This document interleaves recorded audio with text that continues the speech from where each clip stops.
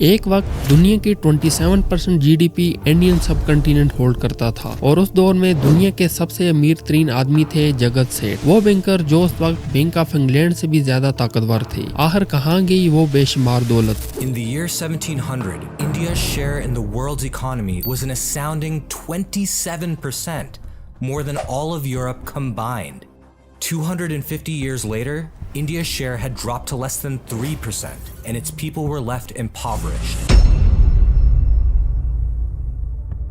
اگر آپ سے کوئی پوچھے انڈیا اور پاکستان ماڈرن کیسے بنے تو اکثر جواب کیا ہوتا ہے، برٹش آئے، ریلوے بنائی، سسٹم دیا، تب جا کے انڈیا اور پاکستان ماڈرن ہوئے۔ لیکن کیا یہ کہانی پوری ہے یا پھر ایک ایسا اینگل ہے جو ہمیں اتنی بار سنایا گیا ہم نے اسے سچ مان لیا ہے؟ اسے کہتے ہیں کولونیل ریسکیو نیریٹیو، ایک ایسی کہانی جس میں دکھایا جاتا ہے مغل امپائر کے گرنے کے بعد اندھیرا ہی اندھیرا تھا، روشنی صرف یورپ سے آئی۔ لیکن ذرا سوچئے، اگر واقعی سب کچھ ٹوٹ چکا تھا تو برٹش کو یہاں لوٹنے کے لیے اتنا کچھ کیسے ملا؟ حقیقت یہ ہے کہ 1700 کے آس پاس انڈین سب کنٹیننٹ میں کوئی ویک سوسائٹی نہیں تھی، بلکہ دنیا کی اکنامک سپر پاور تھی۔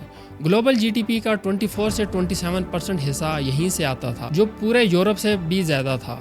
کپڑے، سٹیل، شپ بلڈنگ، بینکنگ، سب میں یہاں ماسٹری تھی۔ تو پھر 1950 آتے آتے شیئر گر کے 4% کیسے رہ گئے؟ کیا یہ نیچرل ڈیکلائن تھا یا اسے انجینئر کیا گیا تھا؟ آج ہم ہسٹری کے ٹیکسٹ بک کو سائڈ پہ رکھ کر ایک سوال پوچھنے جا رہے ہیں، اگر برٹش کبھی آتے ہی نہ تو آج ہم کہاں ہوتے؟ کیا ہم ہمیشہ کے لیے ڈیوائیڈڈ رہتے یا پھر ہم ویسے ہی ایوالو کرتے جیسے یورپ اور جاپان نے کیا تھا؟ آج ہم اس لاسٹ پاسبلٹی کو ایکسپلور کریں گے۔ ہمیں بتایا جاتا ہے مغل کے بعد انڈیا میں ایک پاور ویکیوم ہو گیا تھا، جیسے کوئی سسٹم ہی نہیں بچا تھا۔ لیکن سچ یہ ہے کہ یہ ویکیوم نہیں، ایک بڑا ہوا میدان تھا جہاں نئے پلیئرز اپنی فیوچر کو لکھ رہے تھے۔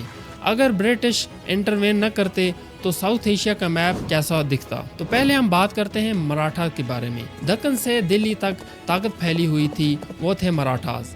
کالونیل بکس انہیں لوٹیرے کہتی ہے۔ وہ ایک فیڈرل ارسٹوکریسی چلا رہے تھے، پاور صرف ایک ہاتھ میں تھی۔ یہ سسٹم ویک نہیں تھا بلکہ فلیکسیبل تھا، بالکل ویسے ہی پروٹو فیڈرل سسٹم جو بعد میں جرمن امپائر بنا۔ اگر انہیں توڑا نہ جاتا تو مراٹھا سینٹرل اور نارتھن انڈیا کو پولیٹیکلی اسٹیبلائز کر چکے ہوتے۔ ساؤتھ میں سین اور بھی ایڈوانس تھا۔ میسور ٹیپو سلطان کے انڈر صرف ریزسٹنس نہیں کر رہا تھا بلکہ وہ انڈیا کا پریشیا بن رہا تھا۔ انہوں نے فیوڈل سسٹم کو ختم کر کے سینٹرلائز بیوروکریسی بنائی تھی، اسٹیٹ آونڈ فیکٹریز جو پیپر، شوگر اور آرنامنٹس بنا رہی تھی، اور ان کی ملٹری ٹیکنالوجی، میسوری راکٹ جو تھے وہ اتنے ایڈوانس تھے کہ برٹش نے انہیں کاپی کر کے اپنے راکٹس بنائے۔ نارتھ ویسٹ میں مہاراجہ رنجیت سنگھ کا سکھ امپائر تھا، جو صرف ایک ملٹری سٹیٹ نہیں تھا بلکہ افغانستان اور انڈیا کے بیچ مضبوط بفر سٹیٹ تھا۔ ان کی کیبنٹ میں سکھ، ہندو، مسلم سب شامل تھے۔ اگر برٹش راج نہ ہوتا تو ساؤتھ ایشیا یونائٹڈ نہیں ہوتا بلکہ ملٹی پولر ہوتا۔ 4 یا 5 بڑے ساورن سٹیٹ ہوتے جیسے مراٹھاز، میسور، سکھ اور بنگال۔ شاید ٹریڈ اور اکانومی انہیں لوز کنفیڈریشن کی طرف لے جاتی، بالکل یورپ کی طرح۔ یہ قیاس نہیں، یہ ایک آرگینک پولیٹیکل ایولیوشن ہوتی۔ اب آتے ہیں سب سے بڑے جھوٹ کی طرف، برٹش انڈسٹری لائے۔ تو پھر سوال پیدا ہوتا ہے، کیا انہوں نے انڈسٹری بنائی یا چلتی ہوئی اکنامی کو توڑ کر اپنے فائدے کے لیے ریڈائریکٹ کیا؟ بینکنگ اور کیپٹل انڈسٹری مشین سے نہیں، پیسے سے چلتی ہے، اور 18 سنچری میں بنگال کا Jagat Seth network bank of England سے کمپیئر کیا جاتا تھا۔ The Jagat sets are important in Indian history because they control the finances of the richest area in India. They are not only the richest bankers of their day, and apparently many times richer than the Bank of England at the time. British نے پلاسی کے بعد اس indigenous banking system کو destroy کیا۔ اگر یہ survive کرتا تو یہ بینکر انڈیا کے ریلوے اور فیکٹریز کو فائنینس کرتے جیسے یورپ میں بینکس نے کیا۔ کہا جاتا ہے انڈین ہینڈ لوم مشین کا مقابلہ نہیں کر سکتا تھا، بالکل غلط۔ اسے فورسفلی ڈی انڈسٹریلائز کیا گیا۔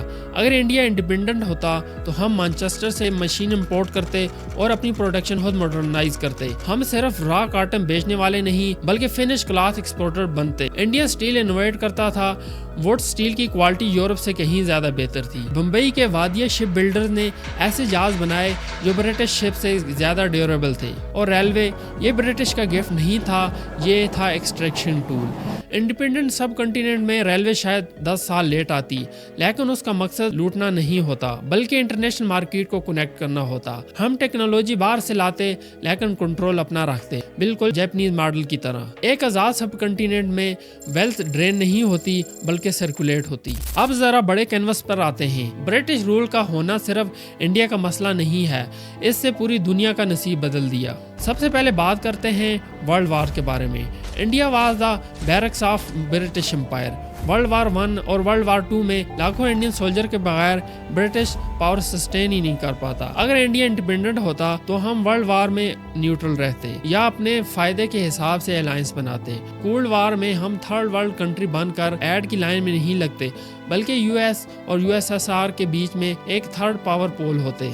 सोचिए अगर अंग्रेजी हमारी मजबूरी न बनती तो एडमिनिस्ट्रेशन पर्शिया या मॉडर्न हिंदी उर्दू में चलती, सिनेमा में बॉलीवुड और लॉलीवुड का डिवाइड न होता, लाहौर और मुंबई में ट्विन कल्चरल कैपिटल होते, उर्दू पोइट्री की डेप्थ, पंजाब के रिदम और मराठी एनर्जी मिल रही होती। हमारा खाना, हमारा लिबास, हमारी ज़बान तो सब कॉलोनाइजेशन के प्रोडक्ट नहीं बल्कि एक ऑर्गेनिक इंटरनल फ्यूजन होता। इस सफ़र के आखिरी मोड़ पर हमें एक बात क्लियर होनी चाहिए, ब्रिटिश कॉलोनाइजेशन मॉडर्नाइजेशन का जरिया नहीं थी बल्कि ये एक इंटरप्शन थी। अगर हिस्ट्री का ये चैप्टर अलग होता तो आज हम पॉलिटिकली एक chaotic रीजन नहीं बल्कि यूरोप की तरह एक बैलेंस कम्पिटिटिव पावर ब्लॉक होते। इकोनॉमिकली हम दुनिया के गरीब मुल्कों में नहीं बल्कि टॉप इकोनॉमीज में शामिल होते, जहां फैसले लंदन में नहीं दिल्ली और लाहौर में होते। ग्लोबली हम फॉलोअर नहीं लीडर होते। इस अल्टरनेट रियलिटी को हम फोर्ट्रेस इंडिया कह सकते हैं, एक ऐसा हिस्सा जो वाल से बंद नहीं लेकिन अपने इंस्टीट्यूशन से इतना स्ट्रांग होता